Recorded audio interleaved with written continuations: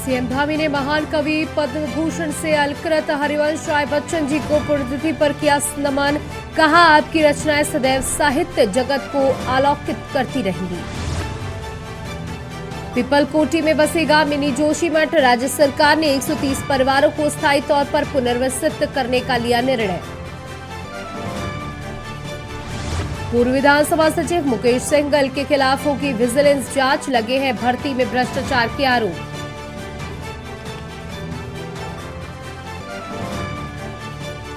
पूर्व नेता प्रतिपक्ष प्रीतम सिंह ने सरकार पर निशाना साधा। जोशीमठ के लोगों को मुआवजा देने की मांग की। भर्तियों में लगातार हो रहे घोटाले पर भी सवाल उठाए।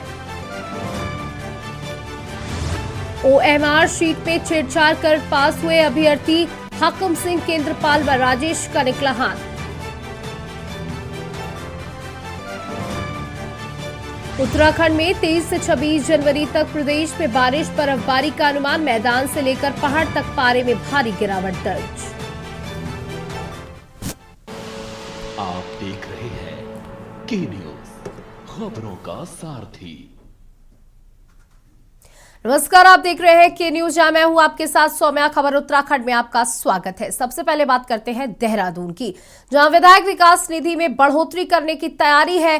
धामी सरकार निधि में बढ़ोतरी करने का प्लान बना रही है। 4.25 करोड़ रुपए सालाना हो सकती है विधायक निधि।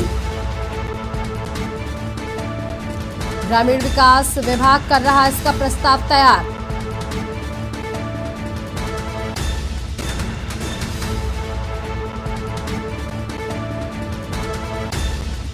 बड़ी खबर हम आपको बता रहे हैं देहरादून से, जहां विधायक विकास निधि पे बढ़ोतरी करने की तैयारी में है धामी सरकार। धामी सरकार निधि में बढ़ोतरी करने का बना रही प्लान। बता दें कि 4.25 करोड़ रुपए सालाना हो सकती है विधायक निधि। ग्रामीण विकास विभाग कर रहा है इसका प्रस्ताव तैयार। विधायक विकास निधि में बढ़ोतरी करने की तैयारी।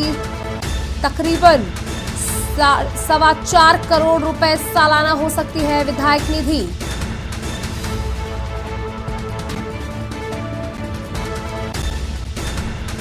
और इस पूरी प्लानिंग, इस पूरी मामले की प्लानिंग कर रही है धामी सरकार। आपको बता दें, विकास निधि विधायक विकास निधि में बढ़ोतरी का पूरा प्लान बना रही है धामी सरकार। तकरीबन 4.25 करोड़ रुपए की सालाना हो सकती है विधायक निधि। ग्रामीण विकास विभाग कर रहा है इसका प्रस्ताव तैयार।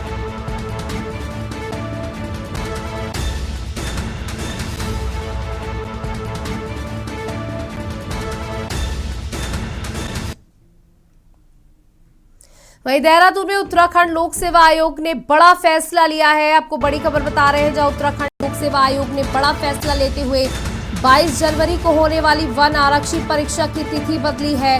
होने वाली वन आरक्षी परीक्षा की तिथि में बदलाव किया गया है। 22 जनवरी की जगह 9 अप्रैल को होगी परीक्षा।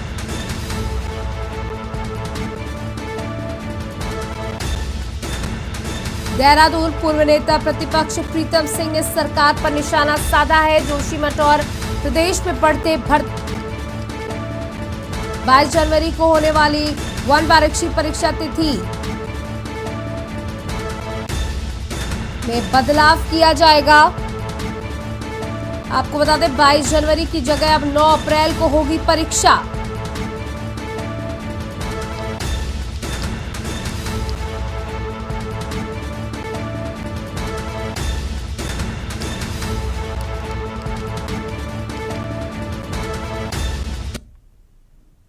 देहरादून में पूर्व नेता प्रतिपक्ष प्रीतम सिंह ने सरकार पर निशाना साधा है।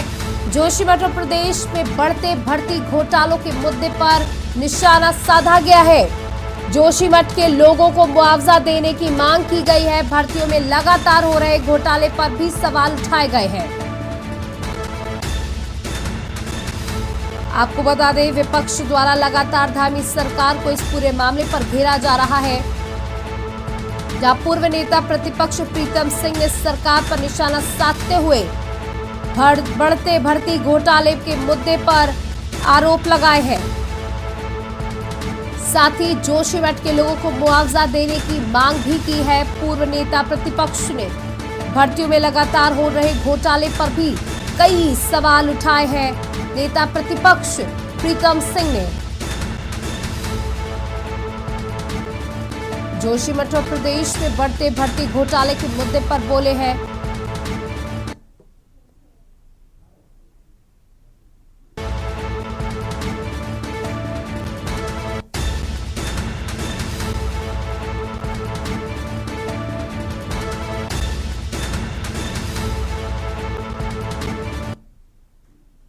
तो देहरादून से अगली बड़ी खबर आपको बता दें, जहां पीपल कोटी में बसाया जाएगा मिनी जोशीमठ। सरकार ने 130 परिवारों को बसाने का लिया फैसला। स्थायी तौर पर पुनर्विकसित करने का लिया गया निर्णय। 800 से अधिक परिवार राहत शिविर में रह रहे हैं। जेपी कॉलोनी के 15 भवन तोड़ने की प्रक्रिया शुरू। पीपल कोटी में बसाया जाएगा मिनी जोशीमठ। सरकार ने 130 परिवारों को बसाने का लिया फैसला। स्थायी तौर पर पुनर्विकसित करने का निर्णय लिया गया।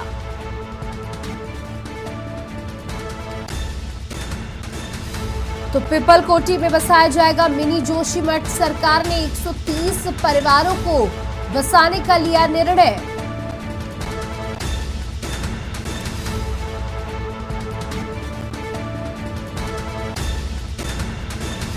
सरकार ने 130 परिवारों को बसाने का निर्णय लिया है।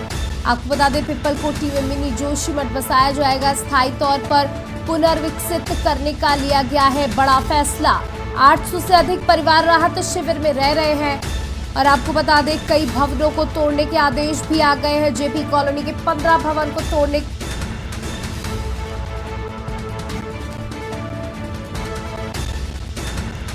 पुनर्विकसित करने का लिया गया है निर्णय। 800 से अधिक परिवार राहत शिविर में रह रहे हैं। जेपी कॉलोनी के 15 भवनों को तोड़ने की प्रक्रिया शुरू हो गई है।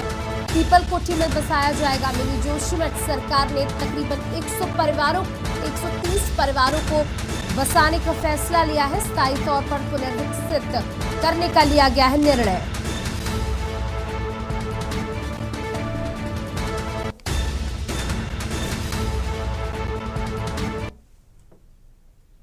वहीं हल्द्वानी नगर निगम अब सिंगल यूज प्लास्टिक को लेकर सख्त एक्शन में तैयारी कर रही है। हल्द्वानी कुमाऊं का सबसे बड़ा शहर है, लिहाजा व्यापारी बड़े पैमाने पर यहां सिंगल यूज प्लास्टिक का इस्तेमाल करते हैं।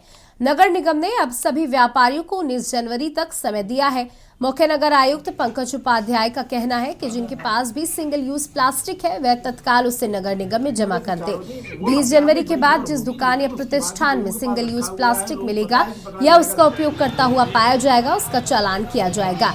साथ ही दुकान भी सील कर दी जाएगी। मुख्य नगर आयुक्त ने बताया कि अब तक 250 से अधिक चालान कर 7 लाख रुपए का जुर्माना वसूल किया गया है।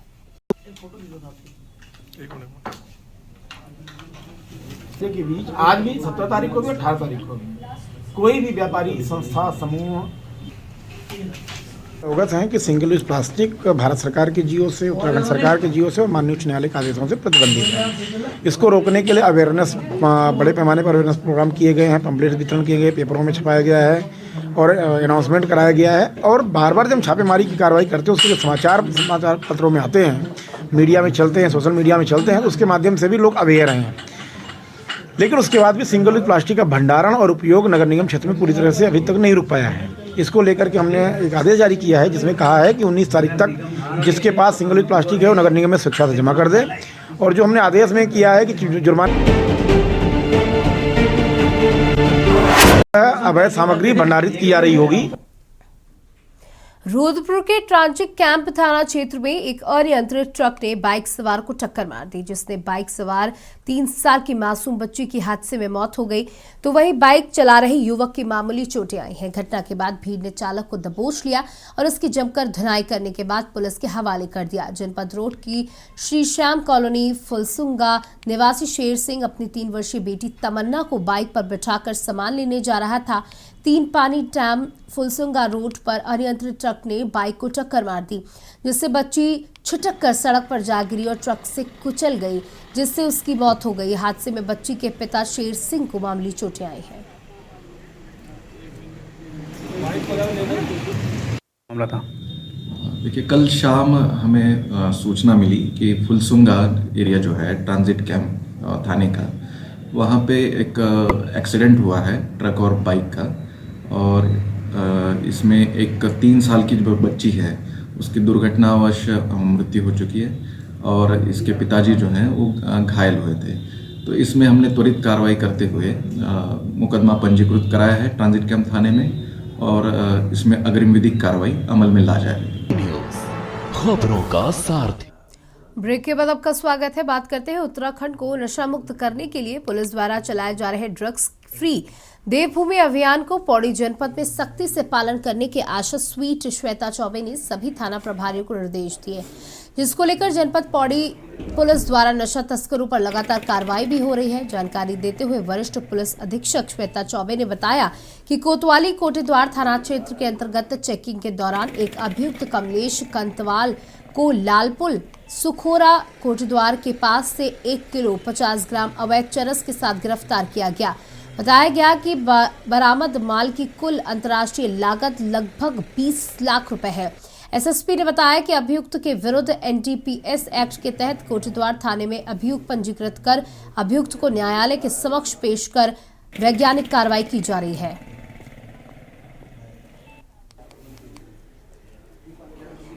लगातार हम लोगों को कोटद्वार क्षेत्र में नशे की सामग्री की सप्लाई की सूचना प्राप्त हो रही थी, जिसमें हमने थाना स्तर से भी जो टीम गठित हुई थी उसे भी निर्देशित किया था कार्रवाई करने हेतु। एवं हमारी जो जनपद की एंटी नारकोटिक्स टास्क फोर्स है उसे भी निर्देशित किया गया था। इसी क्रम में आज उन्हें बड़ी सफलता मिली है, जिसमें लगभग 1 किलो 50 ग्राम चरस जो है उसकी बरामदगी। नैनीताल में प्रदेश कांग्रेस कमेटी के अध्यक्ष करण मेहरा के प्रथम बार नैनीताल आगमन पर जिला व नगर कांग्रेस कमेटी द्वारा जोरदार स्वागत किया गया। राज्य अतिथि गृह में कांग्रेसी कार्यकर्ताओं की बैठक थी। प्रदेश अध्यक्ष करण मेहरा ने पत्रकार वार्ता के दौरान कहा कि कांग्रेस के सभी नेता एक मंच आकर भाजपा की गलत नीतियों के खिलाफ आवाज उठा रहे हैं। कांग्रेस पालिका चुनावों के लेकर पूरी तरीके से तैयार है। इसके लिए नगर इकाइयों का गठन किया जा रहा है। उन्होंने भाजपा पर आरोप लगाते हुए कहा कि प्रशासन की मदद से हरिद्वार में भाजपा ने जिस तरीके से जीत दर्ज की, उससे लड़ने के लिए नई रणनीति बनाने की जरूरत है। करण मेहर ने बताया कि 2 माह तक चलने वाली राहुल गांधी से हाथ जोड़ो यात्रा के दौरान कांग्रेस महंगाई, बेरोजगारी के साथ ही स्थानीय मुद्दों को लेकर जनता के बीच जाएगी, ताकि भाजपा के झूठ का पुलिंदा लोगों को बता सके।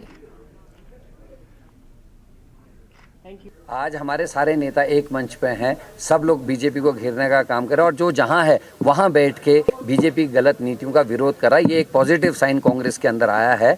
तो जिस वजह से हमारी सरकार आने से रह गई, अब मुझे लगता नहीं कि उस तरीके का कारण आगे बचेगा। जहां तक निकाय चुनाव और इत्यादि की आप बात कर रहे हैं, हम प्रभारी नियुक्त कर रहे हैं हर नगर पंचायत, नगर पालिकाओं में, महानगर पालिकाओं में, जो उस पर नज़र भी रख रहे हैं। अब गठन भी हमारा वार्ड वाइज हो रहा है, जो अभी चल रहा है, तो उसका असर इस चुनाव में दिखेगा। हाँ, जो हरिद्वार में हुआ, जिस तरीके से पंचायत चुनाव में प्रशासन की मदद से या गलत तरीके से वहाँ जीत हार हुई है, उससे लड़ने के लिए एक नया मैकेनिज्म हमको बनाने की जरूरत पड़ेगी। लक्सर के शराब पीकर हंगामा करना सिडकुल के रीजनल मैनेजर गिरधर रावत को भारी पड़ सकता है। कैबिनेट मंत्री गणेश जोशी ने सिडकुल के एमडी रोहित मीणा को गिरधर रावत को सस्पेंड करने के निर्देश दिए हैं। हरिद्वार पहुंचे उद्योग विकास मंत्री गणेश जोशी ने कहा कि धामी सरकार में अधिकारियों का ऐसा गैर जिम्मेदाराना रवैया बर्दाश्त नहीं किया जाएगा। सरकार की छवि को नुकसान पहुंचाने वाले अधिकारी को सस्पेंड किया जाएगा। साथ ही मामले की जांच भी होगी। आपको बता दें कि सिडकुल के आरएम गिरधर रावत ने लोहड़ी के रात को हरिद्वार की दीप गंगा सोसाइटी पहुंचकर शराब के नशे में खूब हंगामा काटा था। साथ ही लोगों के साथ अभद्रता भी की थी। लोगों ने इसकी सूचना पुलिस को दी थी, जिसके बाद गिरधर रावत ने पुलिस के सामने सबसे माफी मांगकर अपना पीछा छुड़ा लिया था। यहाँ के सिडकुल के क्षेत्रीय प्रबंधक द्वारा किसी महिला के साथ हत्या की गई है। उन्हें उनसे माफ़ी मांगी है। वो शराब के नशे में थे, ऐसा आप लोगों के द्वारा बताया गया है। वीडियो भी और मैंने तुरंत सिडकुल के एमडी रोहित मीणा से दूरभाष से बात की है। उनको सस्पेंड किया जाएगा पूरे प्रकरण की जांच की जाएगी। देखिए, उससे सरकार की छवि खराब होती है, इसीलिए जैसे ही मेरे संज्ञान में ये मामला आपके द्वारा लाया गया है तो शायद 2 मिनट के बाद मैंने फ़ोन मिलाकर यहाँ के एमडी से बात की है और आप इंतजार कीजिएगा और जो सख्त से कार्रवाई वो की जाएगी। राजधानी देहरादून में लगातार स्मार्ट सिटी का कार्य जोरों पर है, जिसके चलते काफी दिक्कतें व्यापारियों के साथ और आम जनमानस को भी हो रही हैं। वहीं स्मार्ट सिटी के सीईओ सोनिका की माने तो उनका कहना था कि स्मार्ट सिटी के 10 कार्य पूरे हो चुके हैं। माफ कीजिएगा, स्मार्ट सिटी के 10 कार्य पूरे हो चुके हैं और 2 कार्य पलटन बाजार और परेड ग्राउंड का कार्य समाप्ति की ओर है। रही बात अन्य कार्यों की तो उनके लिए भी टेंडर कर दिया गया है, जल्द ही उन पर भी कार्य शुरू कर दिए जाएंगे।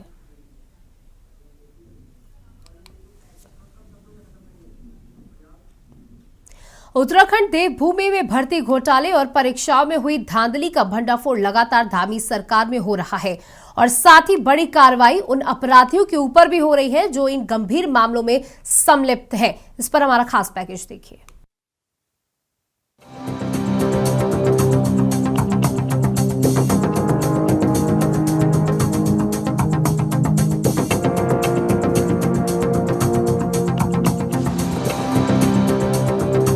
वहीं दरोगा भर्ती मामले में अब तक की सबसे बड़ी कार्यवाही के रूप में सस्पेंड किए गए 20 दरोगा के मामले में एडीजी डॉक्टर वी मुरुगेशन ने बताया कि यह कार्यवाही पुलिस महानिदेशक अशोक कुमार के आदेश के तहत की गई है।